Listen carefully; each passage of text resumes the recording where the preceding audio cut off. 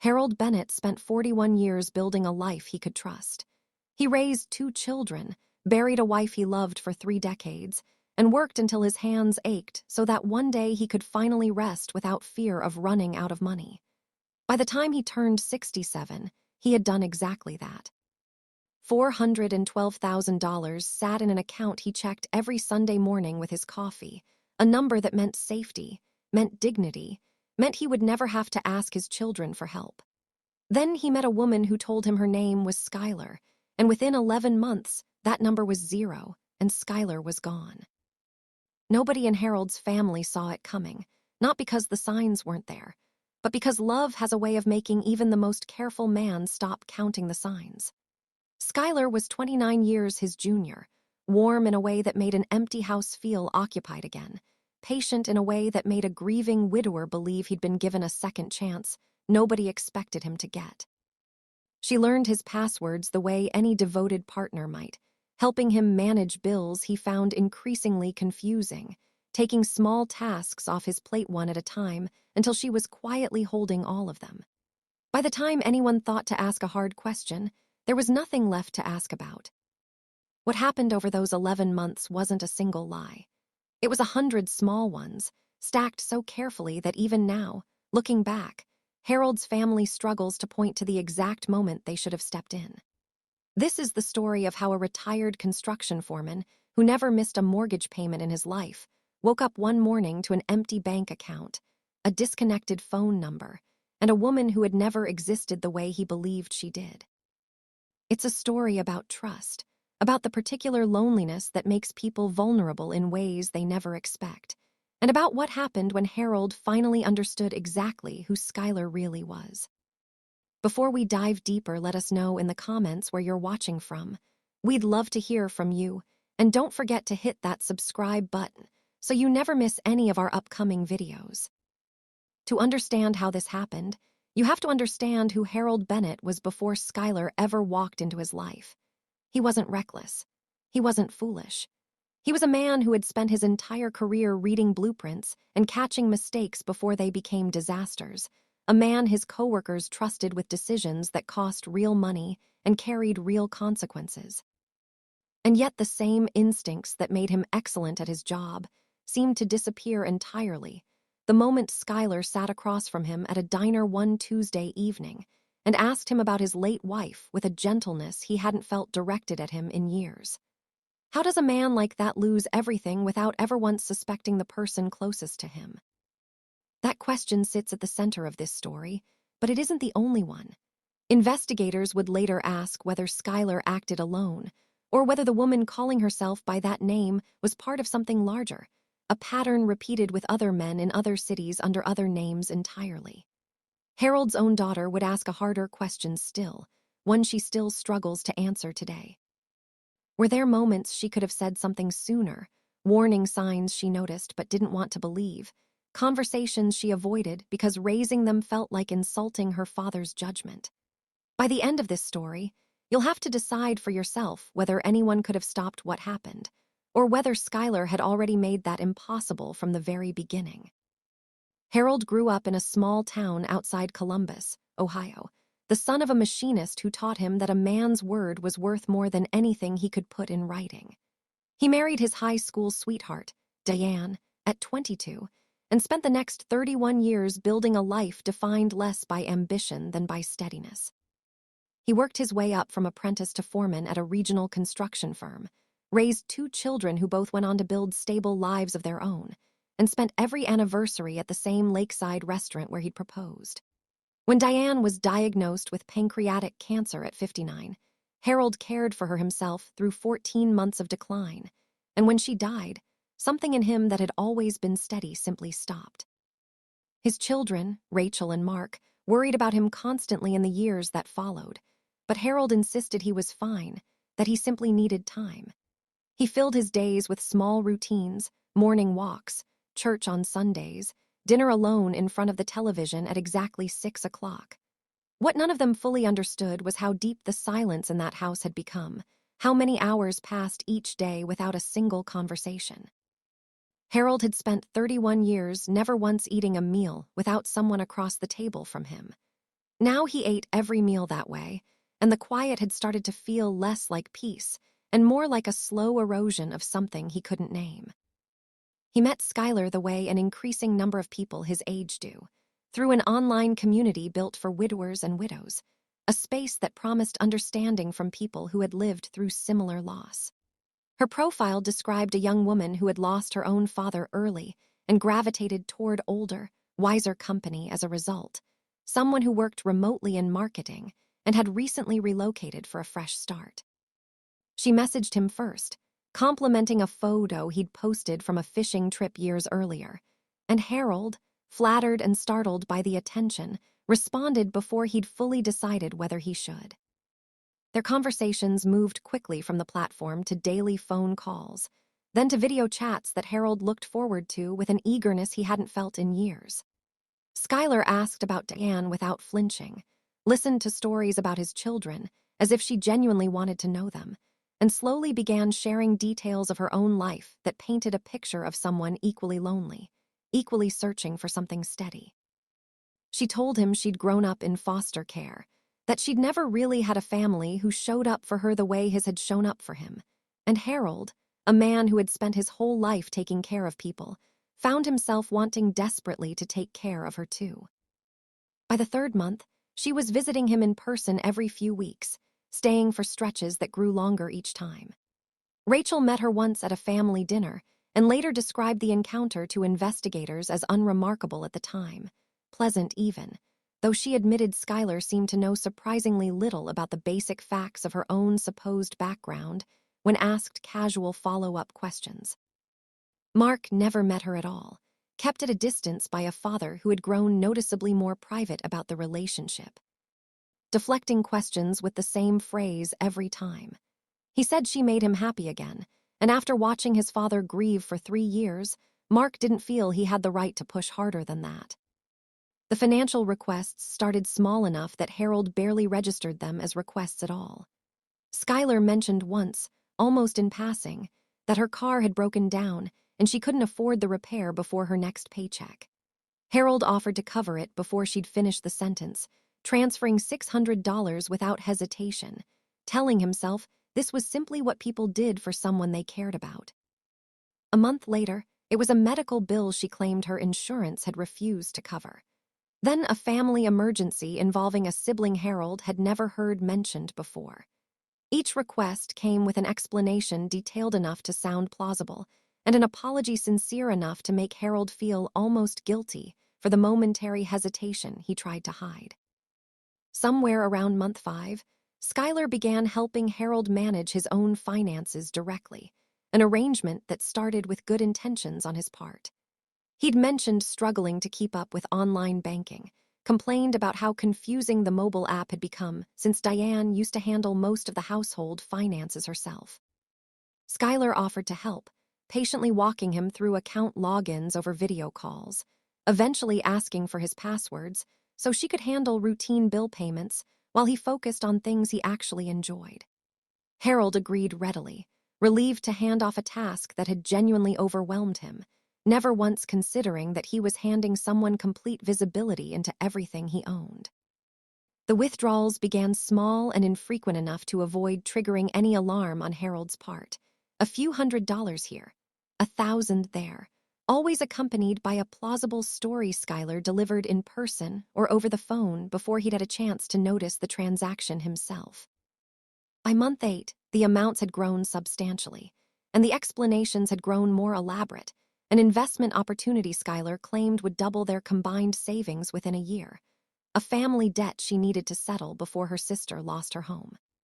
Harold, increasingly invested in a shared future he believed they were building together, approved wire transfers that would have made the younger, sharper version of himself demand paperwork no one ever provided. The final withdrawal happened over a single weekend in late October, while Harold was visiting his son Mark 3 states away for a long-planned trip he'd mentioned to Skylar weeks in advance. She told him she'd be staying at his house to feed his dog and check the mail while he was gone, an arrangement they'd repeated several times before without incident. When Harold returned Sunday evening, the house was empty in a way that felt different from her simply having left for the day. Her belongings, The small collection of clothes and toiletries she'd slowly accumulated in his guest room over the past several months were entirely gone. So, he would discover within the hour, was every dollar remaining in his savings account. Harold called Skylar's phone 11 times that first night, each call going straight to a number that had been disconnected sometime that same day. He checked his bank's mobile app with hands that wouldn't stop shaking and found a balance of $11.42, where $412,000 had sat 2 days earlier. The transfers, he would later learn, had been made gradually over the preceding 6 weeks, small enough individually to avoid triggering his bank's fraud detection systems, routed through a series of accounts that investigators would spend months attempting to trace. By the time Harold called the police that Sunday night, Skylar had already had nearly 2 full days to disappear completely. The local detective assigned to Harold's case, a woman with over a decade of experience in financial fraud, told him gently during their first interview that his situation, while devastating, was far from unique. Elder financial exploitation through romance-based schemes had become one of the fastest-growing categories of fraud reported to federal authorities, with total losses reaching into the billions annually, a figure that likely represented only a fraction of actual cases, given how many victims never came forward out of shame.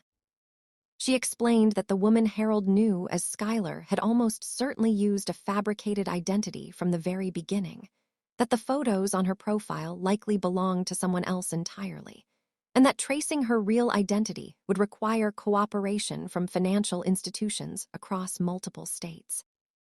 Rachel flew in the following week to help her father navigate what came next, and it was during this visit that the family began piecing together details Harold either hadn't noticed or hadn't wanted to examine too closely.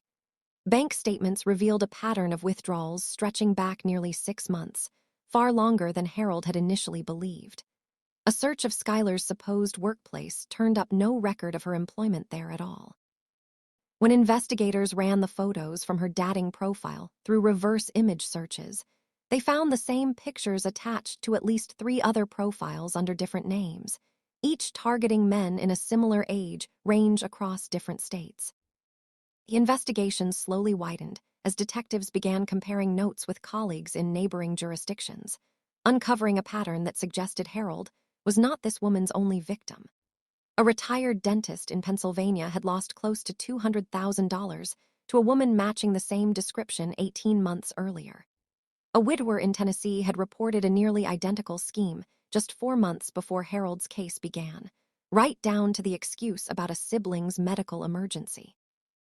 Investigators began to suspect they were tracking not a single opportunist, but someone operating a deliberate, repeated pattern, refining the same emotional script with each new target, learning exactly which details made lonely, grieving men most willing to open both their hearts and their bank accounts.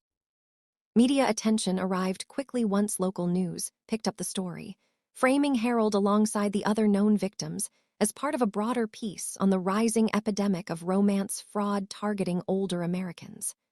Harold agreed to an interview reluctantly, more out of a hope that his story might help someone else avoid the same fate than out of any desire for public attention. The response surprised him. Dozens of viewers reached out afterward, several admitting they'd received suspiciously similar messages from profiles they'd since blocked, grateful the coverage had helped them recognize the pattern before it cost them anything at all. 6 weeks into the investigation, detectives finally caught a break when a bank in Nevada flagged an account showing deposit activity consistent with the fraud pattern they'd been tracking. Surveillance footage from a nearby branch showed a woman matching Skylar's description, though notably different in hair color and style, withdrawing cash under yet another assumed name.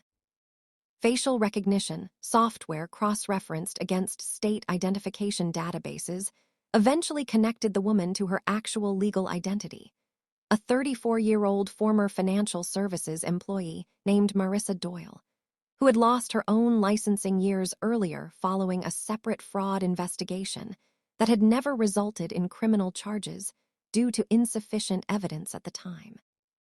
What investigators uncovered about Marissa's background complicated the story in ways Harold hadn't anticipated. She wasn't simply a con artist working alone. She had, at various points over the past several years, operated in loose coordination with at least 2 other individuals who helped launder funds through a network of shell accounts, taking a percentage of each scheme's proceeds in exchange for making the money considerably harder to trace. This wasn't an isolated act of desperation or a single moment of moral collapse. It was a sustained, professionalized operation that had likely defrauded victims out of well over $1 million, combined across multiple states before Harold's case finally generated enough evidence and coordinated pressure to bring it down. Marissa was arrested outside a rented condominium in Las Vegas nearly 2 months after disappearing from Harold's life, found with a fraction of the stolen funds still accessible in accounts investigators had managed to freeze in time. During questioning, she offered no elaborate justification for her actions, no claim of coercion or desperate circumstance that might have made her choices more sympathetic. She stated plainly that she had identified vulnerable, financially stable widowers as reliable targets years earlier, and that the emotional intimacy she built with each of them was, in her own words, simply part of the job. Harold, when told this detail by the detective handling his case, said it was the sentence that hurt more than losing the money ever had. The criminal case against Marissa moved slowly through the court system, complicated by the multi-state nature of her operation and the difficulty of fully tracing funds that had passed through numerous accounts before disappearing into untraceable cash withdrawals. Harold ultimately recovered a little over $60,000 of his original savings through the asset forfeiture process, a fraction of what he'd lost, but more than many victims in similar cases ever see returned. Marissa pleaded guilty to multiple counts of wire fraud and identity theft rather than risk trial, receiving a sentence that Harold, sitting in the courtroom during her hearing, described afterward as neither satisfying nor especially meaningful given everything it hadn't undone. What changed most for Harold in the months that followed wasn't his financial situation, which he was still slowly rebuilding at an age when rebuilding felt considerably harder than it once had.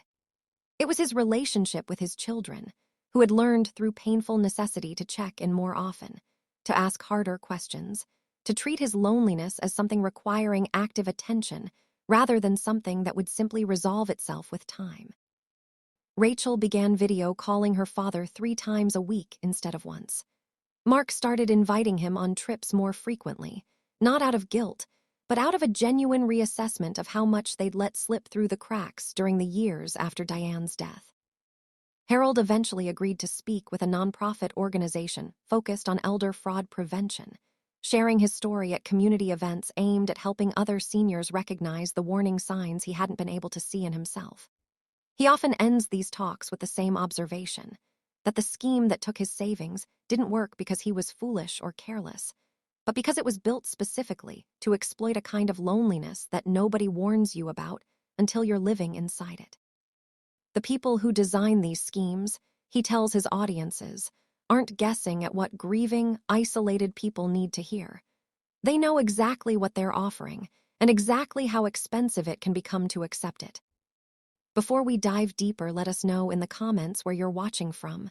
We'd love to hear from you, and don't forget to hit that subscribe button so you never miss any of our upcoming videos. Was justice really served in Harold's case, or did the system fail him twice, once when Marissa took his savings, and again when the sentence she received amounted to a fraction of what she cost him and the others like him? Would you have recognized the warning signs in Harold's situation, or does love, even the manufactured kind, have a way of making all of us a little less careful than we'd like to believe?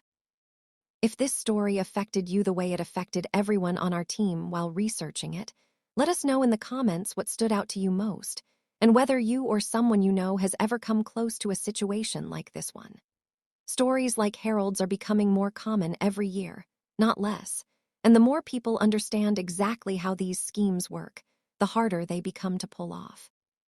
If you found this case compelling, wait until you hear what happened in our next story, a case that starts with a missing inheritance and ends with a discovery nobody in the family saw coming. Subscribe now so you don't miss it, and thank you for spending this time with us.